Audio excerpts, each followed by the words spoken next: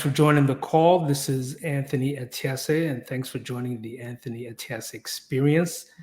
Today's guest is Davida Selby. She is the owner and founder of Kate, Lynn, and Adwoa lifestyle brand, and it also has a skincare brand tied to it. So we're just going to have a conversation just about who she is and what she's developed and what her journey has been. So welcome to the show. Thank you. Thank you. I'm excited to be here. Appreciate it. So I always ask my guests, let's start from Genesis. Let's start from the beginning of just what your upbringing was like, and just give people a little flavor on what your foundation has been. Yeah, for sure. I had a pretty interesting upbringing. So I was born in New York, in Brooklyn. My mother's Ghanaian, my father's American. But I don't really know my father that well or the American side of the family. So I pretty much grew up around the Ghanaian side of the family in New York. And at the age of 6, we actually moved to Ghana. A bunch of our family members were moving. My mom thought it would be a great idea for us to move and actually get to know the culture firsthand. So, back in the day when you were growing up, if you were a bad child, your parents would always say, "Oh, you're going to go back to Ghana." We Right. weren't even bad, right? But my mom just really wanted us to really get to know the culture. So we moved to Ghana when I was 6. So I did all of my elementary school there from first grade through 5th grade. Mhm. While there, we lived in Dansuma for a while. And then we moved to Adenta. And then right when I was getting the hang of things and, had my group of friends and had my life there, we moved back to the United States. Oh, wow. So out of all of my siblings, I was the only one when we moved back to the States. Every chance I got, I was going back to Ghana. So anytime there was any sort of wedding, any sort of funeral, anything that was happening, I found my way back to Ghana. So, stayed in the States, finished college here, moved to New York after college. And that's when I started my PR career. So I started working PR at Architectural Digest. And I was such, a magazine fashion girl. I loved that world. Yep. But that was around the time that I started going back to Ghana a lot more frequently too, because they had the direct flight from JFK to Accra. So that was around the time that I started saying, like, I need to figure out a way to spend more time here. In my ideal world, I would have 6 months in Ghana, 6 months in the States. So I started like working towards that life. I always wanted, my own skincare brand. So the more I went to Ghana, learned about shea butter, we would bring it here and hand make the products. I started working at a PR firm and I was on one of the beauty brands. So funny story, we went to tour the R&D lab of this beauty brand I was working for. And they started talking about the new product they had coming out the next summer, included this like really new and innovative product called shea butter, right? So Anthony, I sat there and laughed. I was like, there is no way they're taking more of our natural resources Right. and, benefiting off of it. And here we are, Ghanaians, like we should be the ones making the shea butter and, really packaging it in a way that, we can present it as a luxury brand, right? So that's when KLA got started. So it was Kate, Lynn, and Adwoa. It's named after my grandmother, Kate. My sister's middle name is Lynn. My mother's name is Adwoa. And it was important for me to sort of marry my American and Ghanaian heritage, even in the name of the brand. As you can imagine, most people are like Caitlin, and I'm like, "No," and Adwoa, teach them how to say Adwoa. Exactly. You got to put that draw in there. That's right. That's right. So, through the skincare brand that, forced me to keep going to Ghana a lot more because I had to go and, we personally source all of the ingredients that we use. Then I had this bright idea in 2017, where I was like, you know what, why don't we start bringing people to Ghana, right? Initially, it was, we can be a very transparent skincare brand where we're bringing people to Ghana to see where their products are coming from, right?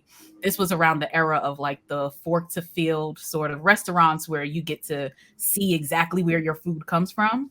So I said, it'll be really cool if we can start bringing people to Ghana. They can experience the culture, plus they can learn more about shea butter here. But then I was like, if we're bringing people to Ghana, it has to be a vacation, right? I don't want it to feel like a missionary trip. I don't want it to feel like, we're going and We're donating our old clothes. Like, how can we start looking at Ghana the same way we would look at Barcelona or Paris or anywhere else we would go to vacation? We have beautiful beaches. We have good food. We have amazing, weather year round. We can vacation here, you Right. know? So that was the beginning of like the KLA Goes to Ghana story. And I started really living that dream of spending 6 months in Ghana, spending 6 months in the United States. I left my corporate job in 2020 during the pandemic. Um, Wow. and I haven't looked back since. So That's an amazing story. yeah, So what's interesting is that growing up, whether it's in Ghana or some other African countries, well, let's just stick with Ghana. It's either going to England or coming to the States. right. That's like uh, the big dream that people Right. have, right? But Yeah. what was it that you kept? Because typically you hear about people who come to the States or come to England and just stay, Yeah. Yeah. But what was it that you just kept going back? Yeah. What, I where did think that come from? honestly, because I've been thinking about this a lot lately, I think it was the age that I moved there. Like Mhm. at the age of 6, I think, it was all I knew at that point. I didn't really remember New York or Brooklyn that much.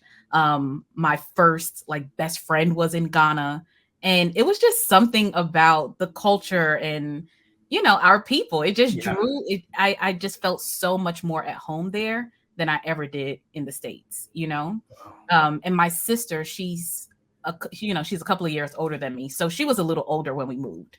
So she had more so developed her personality in New York, right? Mm. So even though she liked Ghana and like she loves it now when we go back, she works with me with these trips. It wasn't her first. They were like, "Why do you keep going back? Like we Right. are out of there. What is it?" But I think it was the age that I lived there. It was like my most formative years. So my friends and everything that I knew about the world was developed when I was in Ghana. Wow. Um, so I always loved being able to go home. I always considered it home. So No. yeah, No, that's great. And it's of course, at the core, the heart that is home. yeah. So Also, when let you me say this too yeah. before we keep going. I also like because I think about it, I am also coming from a place of privilege, right? Mm. Where I can leave. So it makes it more desirable to go back, right? Okay. I completely understand those who are like, I was born there, I stayed till I was 19, I left, and I have no desire to go back. I want, I want something different. I'm looking for Right. greener pastures. Yeah. I completely understand that narrative too. I think for me, it was, it's coming from a place of privilege where I get to kind of like jump in and out when I want to, as Okay. opposed to feeling like I can't leave. You know Yeah. what I mean? No, I definitely understand. Yeah. And at what point do you say, okay, this is the vision, 6 months in Ghana, 6 months in the States, which to me is just amazing. Like that, having that goal Yeah. and that flexibility to do that Yeah. is, I think, what a lot of people strive to, but they just can't get there. Yeah, So, like, absolutely. what point did you decide to do that? Um, I decided, I mean, once I was able to like start the skincare brand and I was able to see a path forward on how it could potentially work, right? Because that was always my question. How exactly would this work? Um, if I'm working a corporate job, of course, I only have like a month of PTO. So Right. that could never really work. So I understood that I needed to work towards, being an entrepreneur. And then when I started these trips, and the very first trip that we planned in 2018 for the Chaliwate Festival, then Mhm. we only took 10 people and it sold out in 24 hours. Wow. So that's when I knew clearly there is a huge demand here, right? And this was before the year of return, but people had already started, kind of getting that itch. They've been hearing about Ghana. They've been wanting to figure out something different, especially African Americans. They know this place exists. They're looking for a place to consider home more so than anything. Mhm. Um, and they're very comfortable traveling with someone who, you know, like I said, that place of privilege where I get to play in both worlds, right? So this is a girl, I know that she travels. I know that she's Ghanaian. So I know if I go with her, she understands the culture and the language. Yeah, but she also understands the American consumer and what they're looking for, you know. exactly. So that was sort of like the unique position that I was able to sort of play in. So once I was like, okay, these trips are a thing. All right, now I can really figure out if I'm there, I can still, have a job. Yeah. And if I'm here in the States, I can focus on the skincare line as well. And then when I finally got to a point where the skincare line is running on its own, we're fully staffed. I don't need to necessarily be a part of the day to day. Now I can spend more time in Ghana figuring out how to build out, the actual vacation and the trips part. Wow. And it took me a couple of years, and once you share that dream with people, people are always like, oh, are you living in Ghana yet? When are you going? And I was like, nope, the time is not right. And I Yeah, always knew when the time is right, when things are in place, that's when it would happen for me. that's awesome. That's So it took awesome. a lot of hard work, but it happened. Absolutely. So growing up, and it's something I always think about. Did you feel that you were living your authentic self as a Ghanaian? Because I think sometimes people feel like they have to, coming from Africa or coming from Ghana, or coming here to the States or England or anywhere else, um, they feel like they have to conform Oh, for to sure. Yeah, to wherever they are and not necessarily be their authentic self. Did you have to go through some of those challenges? absolutely. And that's a great question. I think they're calling it like the third culture kid now, I where heard that, right. yeah, and that's exactly how I felt. I Yeah. was never Ghanaian enough, right? So when I Yes. was in Ghana going to school there, I was the American kid. I was never American enough because, coming here with a very Ghanaian mother and a Ghanaian household, Yeah. my friends coming over, we're not ordering pizza. We don't have mac and cheese or any of the normal things that like American kids did, right? Right. It was a very different culture, but so it was just never quite feeling 100% comfortable anywhere. Mm. And as I got older, just coming to terms with, you know what, you are 100% both, and it's okay, Yeah. right? I have a very American name, so people are like, "Are you sure you're Ghanaian?" I'm like, I couldn't be more Ghanaian if I wanted to. Right. Right. But then when you're there too, they're like, "Oh, you're not Ghanaian, you're American." So it was always like, how do I fit in when I'm there or here, and what do I Mhm. consider home? Yeah. And I think, as I got older and just became very comfortable with who I was and knowing that I didn't have to, conform, I Mhm. can just be, Davida Selby, the Yeah. Ghanaian and American. Absolutely. Yeah. I ask you that because for me, I um, I spent a lot of my childhood, growing up in Ethiopia, Mm, and we would go to Ghana for this summer vacation, come yeah. back, or go to London, come back to Ghana, and it just like you said, it was a bit of a struggle. Like you're trying Yeah. to figure out because you go to Ghana and they're like, nah, you're not You're not you're one not of us. you're not one of us. And then you go elsewhere. Well, who are you? So it's Mhm. one of those things that I think a lot of people struggle, but they have to get to a point where they truly feel comfortable Yeah. in whoever they are, Yeah. which I Yeah. think is important. So the skincare line, like something like that is it's a little hard when you're getting the raw materials and products, and depending on people back home. How was that? How was that journey like? So it was a pretty interesting journey. And Lord knows I've had so much help along the way. Yeah. Because as you know, like the Ghanaian culture, it's more so about who you know and not what you know, right? So it's very much if you have the right names that you're dropping, it's a lot Mhm. easier to get business done. So from the beginning, I had an aunt in Ghana who was helping with, everything on the ground as far as like sourcing the materials, shipping it to us, and everything else.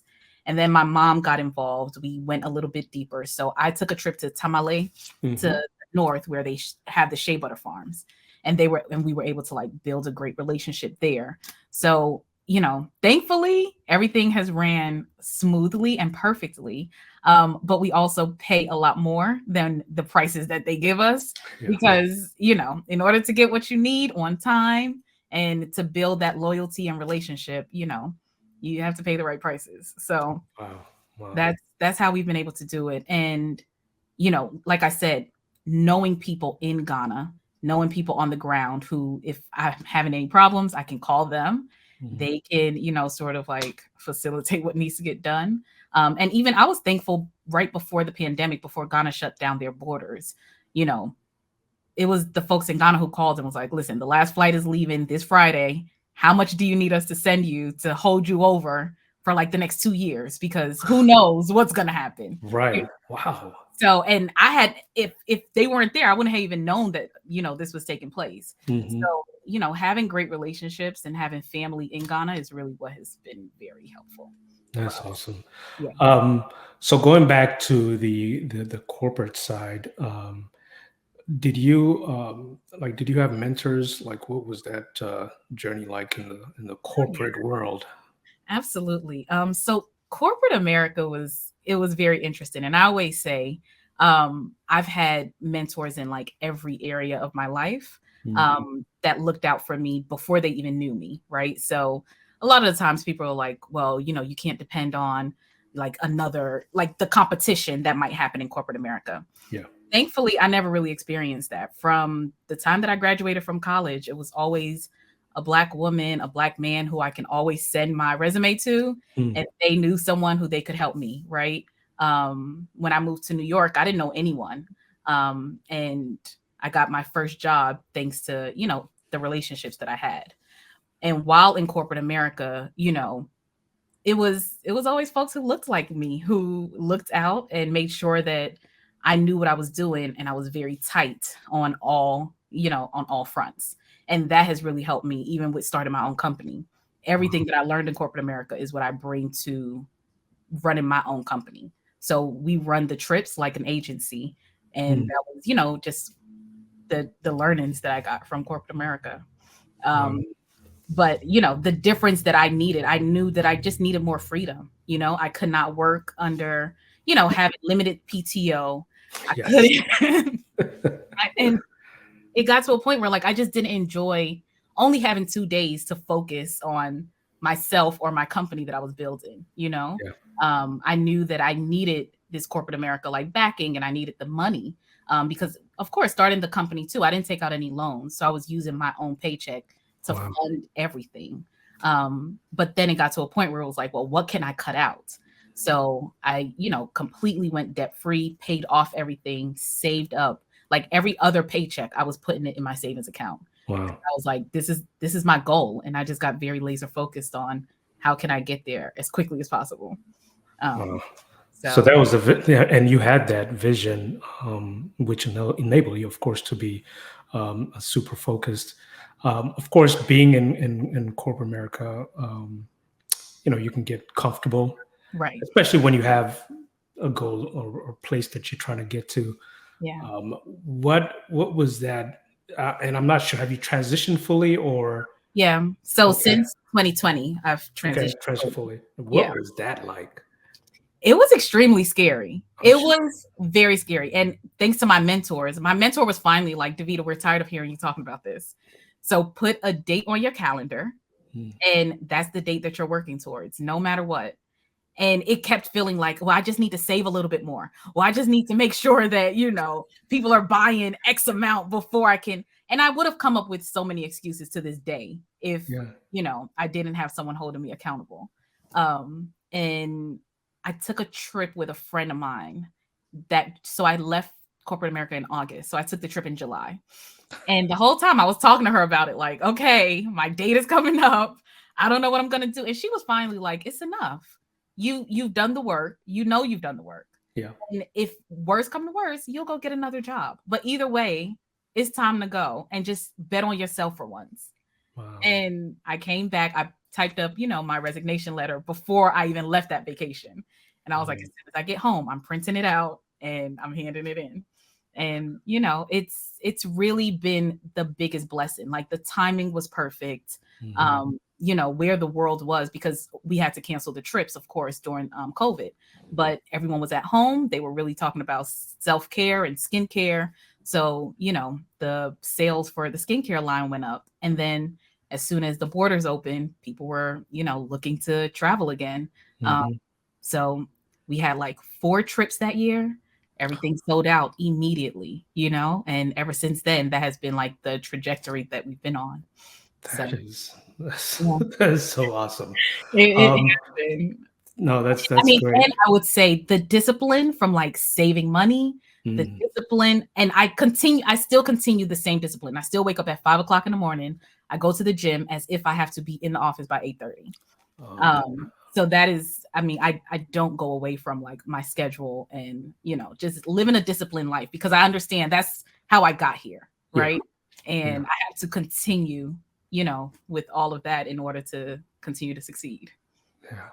And I love what you said about just that discipline part, and it's almost like what you were doing prepared you, of course, like you said, Right. for your journey now.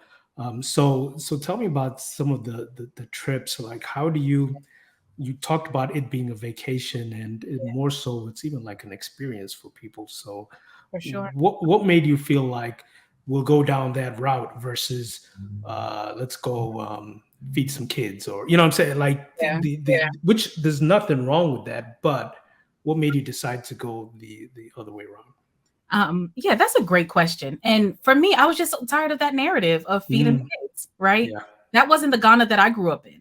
yeah, And I understand that there's so many different stories and so many different narratives. And I was just like, this is just one narrative that we haven't quite seen from Ghana. yeah. Let's look at the luxury, right? And every time that I would go back, it would look different, right? There would be more roads, there would be more, you know, new restaurants and higher buildings. And I was like, no one's talking about this part of how like we are really growing at a rapid pace. Hmm. And you can come here and live a very comfortable life. I probably wouldn't have said that back in like 95, right? Right, But right. I was like, this is really a place. And after traveling the world too, Mm, I was like, yeah, there's nothing these other places have that we don't. And whatever we don't have is because, you know, we haven't really done tourism for that long. But it's all teachable, right? Like the hmm. customer service that we sometimes complain about, it's all teachable. And I always set like very high expectations with my travelers, explaining to them this is the culture, right? A lot of people don't really go to restaurants in Ghana. So it might take a little longer for your food to come out. But you're going to Ghana to experience Ghana, not to Hmm. experience Atlanta or Chicago. Hmm. So if the food takes a little longer, we'll just sit there and have some cocktails and chit chat, and it'll be okay. Yeah, You yeah, know, um, absolutely. but that's our culture. We, you know, we go slow a little bit. We enjoy ourselves, and by day 2 or 3, they're used to it too. And Yeah. there's no need to rush. We have nothing to do. So, you know, you're vacationing. So I am also very cognizant of like making sure we're staying at the really nice hotels because I Yes. want them to see a part of Africa that they just traditionally have not seen. Hmm. And be able to go back and tell their friends because everyone has a hesitation, right? Like, let's just put that out there. It's Yeah. I have no idea what to expect in Africa or Ghana or, you know, and which is why we're always very specific with our pictures and our videos too. We're not taking pictures of anyone begging. Are there kids begging? Sure. But there are also kids begging in New York that we don't take pictures of True. or in LA, right? But when you go to LA, you're taking Beverly Hills pictures. And so we can treat Ghana the same way, right? Hmm. Let the old narrative sort of like live where it has been living, but it doesn't need to, you know, take over the entire country, Yeah. No, yeah, you you're know? so right, because this narrative, gosh, it's been going on for so long It's so old. that and it Yeah, is because there's a different side, and you know, you think about just even Ghana itself, and the beauty of the people, right. you know, Right. and you talk about the culture, Yeah. it's who we are. Yes, This is and you don't have to come there and try to change that's right. who the people are. That's right. So with the people that that travel with you, what has their experience been like? What do you hear back from them? I just word for word from them. They always say it's a life-changing experience. Mm, Um, it feels like home from the minute they get off the plane. We've had about 50% of our travelers who went with us the first time come back with us. wow. So that really goes to show, you know, how much they love the place. We have 4 people who are currently living there. So like they traveled with us there. They loved it so much. came Wow. back, got their stuff. They went, and they moved. They I'm moved. like, you guys are doing more than I am. I'm talking about 6 months. And Right. they're just like, nope, I'm living there permanently now. Wow. Um, so they've had a phenomenal time. And like I said, it's always our alum. They're the ones who are like, when are you releasing next year's trip? Because I told my family about it. So now I want to plan a trip with me and my family to go back. Mm. But they have loved it. And it's always mixed feelings too, right? Because they're like, how have we not known about this? Right? Like we would have been coming here instead of always going to Europe for vacation, for Mm-hmm. example, Mm-hmm. you know? And then it's also a sadness when we go to Cape Coast when, Yes. it feels like your culture was ripped from you. Where it's like, this place is so beautiful. It is so rich in culture. And I don't know anything about it, and because of slavery, um, Mm-hmm. and then our tour guide, they're always very honest too, where it's like we did play a part in some of it as well, right? So it's how do we start like the healing process and bridging the gap between the two cultures. And it's always so beautiful when, our African American travelers go and they're like, this food tastes like the food that we make, right? Like this tastes like Yes. gumbo. It's Yes. it's a level of familiarity that's there, um, Yes. that they're like, wow, this really is like the original home, Yeah. Yeah. Yeah. Um, so Absolutely. And gosh, I'm trying to remember.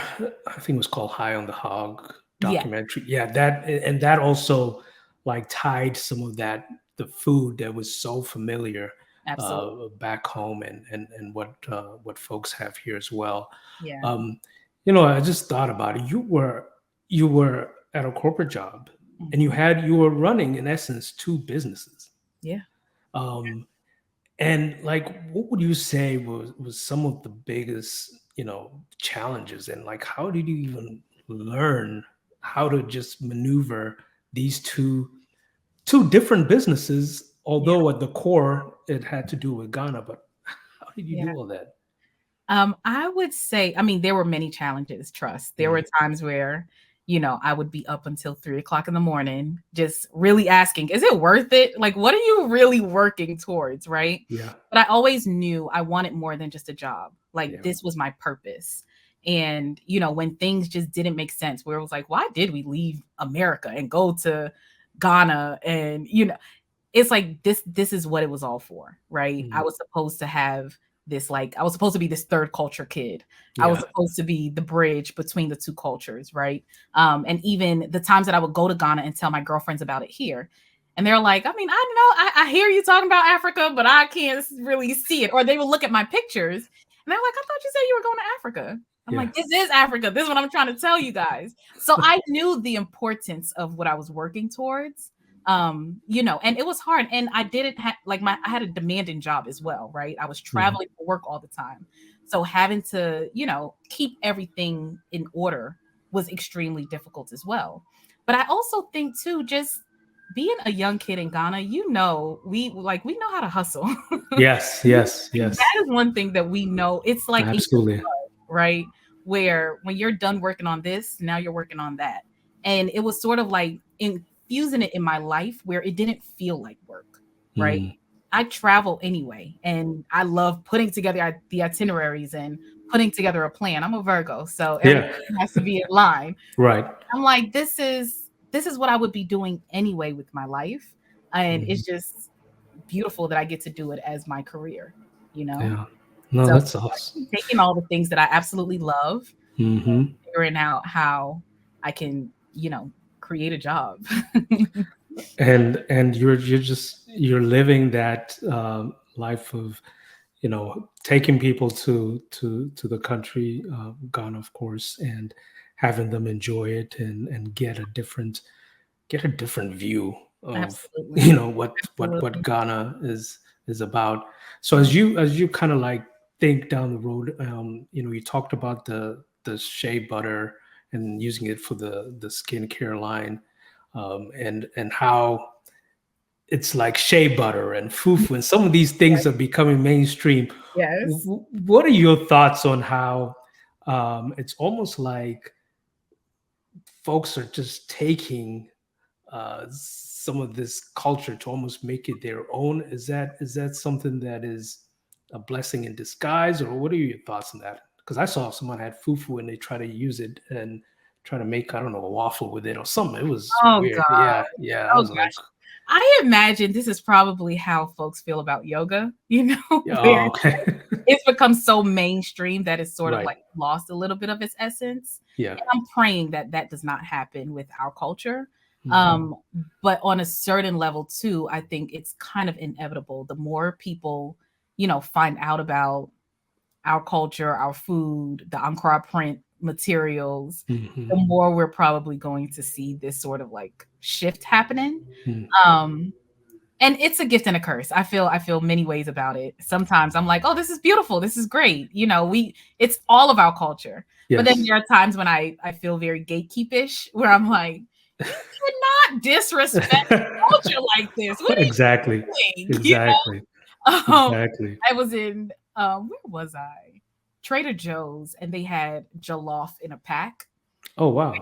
It was like just pour it in water, put it in the microwave, and that I was like, I can't live with this. This No. is disgusting. No. You No. can't That's you can't disrespect jollof rice like right. You can't. I mean, you're taking away from the labor of love right, that goes into it. So no, no, not right, at all. You turn it into a exactly, microwave packet food.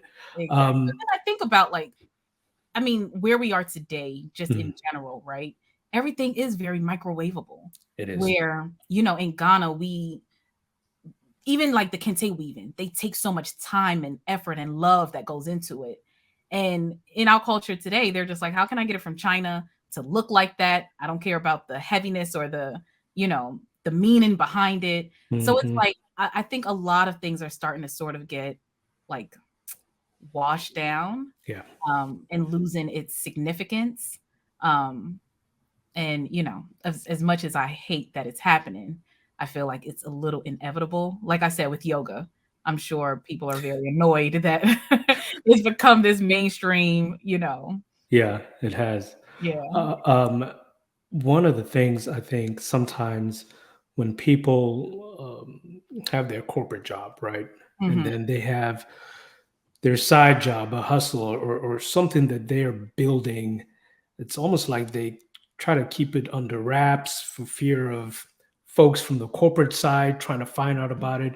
Did you kind of have to go underground with your business while you were working with corporate, or how did that work out? I did not, but they were very clear on who I was, right? Like I was and the culture at the job too was you can come to work as your full self. Oh, that's awesome. So, they were used to me coming to work with my Ankara print skirt, dress, all of it. And I was very clear that this is my passion.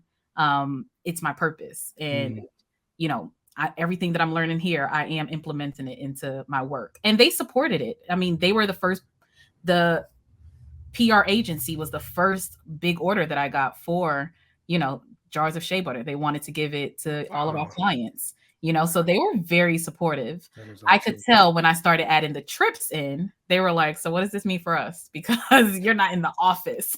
Yeah, So yeah. now we have to talk about, and even when I first started, I only used my PTO. So I would plan trips around my vacation time at work. And I Okay. knew that there was going to come a day where it was going to outgrow that. And, I would have very candid conversations with my manager. And even when I left, I gave them 30 days instead of 2 weeks Mm, notice. mm, Like, I'll stay on. I will help to find the person to replace me. I'll train them because, I wasn't leaving a job that I hated either. It was more so I love what I'm doing over here a little bit more than what I'm doing in corporate America. wow. But, I never had it was never, I'm running away from these people or I hate this so much. I have to go and hustle to no, it was this is great, but this is better. And this is what I Gosh. want to do for the rest of my life. This Yeah. is my legacy. This is something I can leave to my kids. I can't Hmm. leave this corporate job to anybody. Yeah. No, Um, that's a good point. That's a yeah, good point. And you did that move or change transition during COVID. yeah. And it was Wow. very scary. Goodness. Yeah, And that it had was to be. during the time when everyone was like, "You just need to be thankful you have a job." You're And I right. just got a promotion. I had 6 people reporting to me at that time, but that was also it, where it was like, now with this promotion, now that I have a team, I can't do all three. Mm. If I have to let one of them go, it's going to have to be this one. And I'm going to have to just trust that, and I mean, before I left, I paid my mortgage for the year. Like all of that was taken care Right. of. So I was like, I'm giving myself like the best possible way to really make it, right? Yeah. Where I don't have to worry about finances for at least 6 months. What can I do? And then it was, all right, now you have to just do it. And that was it. It's sort of like, what do they say? Like burn the boats. And Yeah. so just burn the boats. You have to make it happen. You have to make it happen. Yeah. Yeah, it's kind of like you just said.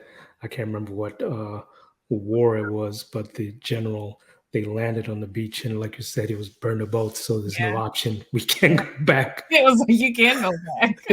So And even no, this my manager at that time, she was like, if you change your mind in these 30 days, like it's okay. it's okay. No, it's fine. Like I'm ready. I've saved. I've done the work, and in order for this company to continue to grow in the way that I know it can, I Mhm. have to give it my full-time attention.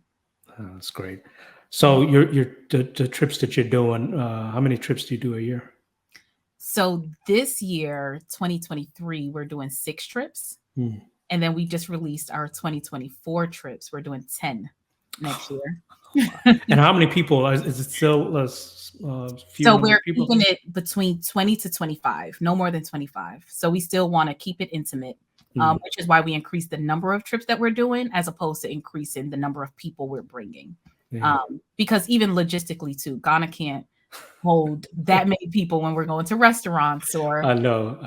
I'm like, I don't want to overwhelm the staff. So Exactly. no more than 25 people. That's awesome. And with the skincare, how are things going with that? So that's still going really well. So I have a full-time staff member here in the United States. So what we're looking at doing now is transitioning to making the products in Ghana as well, and then just shipping it in bulk here. So, whoever orders it online, it'll still get shipped to them the same exact way that it's been getting done. I just won't be here like for the day-to-day operations, but I've hired someone to make sure that, it feels like I'm still here. Wow. Yeah. You are living an extraordinary life. I mean, Thank that's you.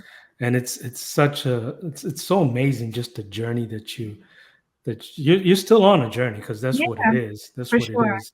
For sure. But I just love the fact that you were so laser focused on this is what I want, Mhm. and this is going to happen, and it's happened. Yeah. So Yeah. that's And great. it's the feeling that, even our travelers get where once they've experienced it, they're like, how can I get back here? Mhm. Like, what do I have to do to get back here as quickly as possible? And, they still want to maintain, because I tell them living in Ghana is very different from your 7-day vacation that you're getting, right? Right. So I'm like, if you came in December, make sure that you come back another time of year because it's not dirty December in It's February. not. It's not. It's different. It's different. Exactly. I'm like, make sure that you're okay with the pace. Make sure you're okay with, the culture, the living, how your neighbors operate, all of it before you determine if this is where you want to live, Uh, and it's have a village, have, a community of people. So which is important. there, That's definitely important. yeah. Yeah. Well, I definitely appreciate this conversation with you. Thank you. I'm sure we'll have more conversations down the road. I'm actually going to Ghana for my sister's wedding in December, actually. So Okay, good. I'm I'll sure. be I'm sure. I was about to say. I'm sure I'll see you there. yeah. But it's always exciting. Just it's still unbelievable that the Ghana that we know has just blown up It's and wild. has become this tourist destination, and Yeah. it's exciting, and I think it's going to continue to grow Yeah, yeah. as And well. I mean, as much as as much as I complain about the Ghana government, I have to give credit where credit is due because they Yeah, have done a really phenomenal job yeah, with, marketing Ghana and welcoming, the travelers in the way that they have. They have yeah, done a phenomenal job. So absolutely. The year of return, other other countries try to take that name and change it to their own, and just it just doesn't work. it just doesn't work. It didn't. Yeah, It didn't stick. It didn't yeah, stick. So yeah. I definitely appreciate that.